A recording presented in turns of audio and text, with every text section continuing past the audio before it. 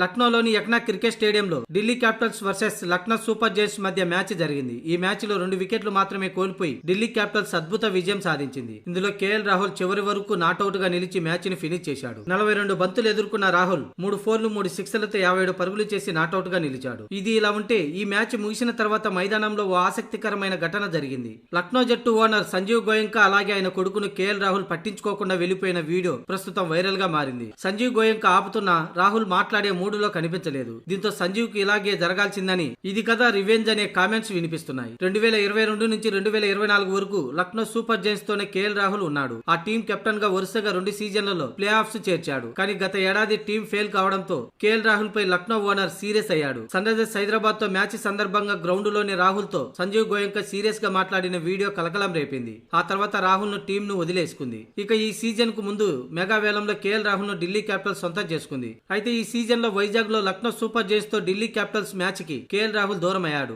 కానీ నిన్న మంగళవారం లక్నోలో అటల్ బిహారీ వాజ్పేయి స్టేడియంలో రాహుల్ 57 పరుగులు చేసి మ్యాచ్ ని గెలిపించాడు. దీంతో తన పాత టీం పై రాహుల్ రివెంజ్ తీర్చుకున్నట్టయింది. మ్యాచ్ అనంతరం సంజీవ్ గోయంకా మైదానంలోకి వచ్చి రాహుల్ కు అభినందనలు తెలపాలనే ఇద్దరు కరచాలం చేశారు. గోయంకా అతని ప్రదర్శనను మెచ్చుకున్నాడు. కానీ రాహుల్ అతనితో మాట్లాడకుండా గోయంకాను ఓ చూపు చూసి వెళ్లిపోయాడు. గోయంకా కుమారుడు శశ్వత్ తో కూడా రాహుల్ అదే విధంగా ప్రవర్తించాడు. లక్నో ఓనర్ అతని కుమారుడు రాహుల్ ఆపడానికి ప్రయత్నించారు. కానీ రాహుల్ మాట్లాడే మూడులో లేడు. అయితే ఈ సీజన్ ఆరంభానికి ముందు సంజీవ్ గోయంకా స్టార్ స్పోర్ట్స్ తో మాట్లాడుతూ వ్యక్తిగత లక్ష్యాల కంటే జట్టు కోసం ఆడే ఆటగాళ్లపై ఇన్వెస్ట్ చేయడానికి ఆసక్తి చూపుతున్నట్లు పరోక్షంగా రాహుల్ పై విమర్శలు చేశాడు. ఇక రాహుల్ కూడా అప్పటికప్పుడే స్పందించాడు. మెగా వేలానికి ముందు తనకు ఫ్రీడమ్ అలాగే మంచి వాతావరణం ఉండే జట్టులో చేరేందుకు సిద్ధంగా ఉన్నానని కేఎల్ రాహుల్ చెప్పిన విషయం తెలిసిందే. అందుకే గతంలో రాహుల్ తనకి అవమానానికి బదులుగా గోయంకాను పట్టించుకోకుండా వెళ్లిపోయి రివెంజ్ తీర్చుకున్నాడు.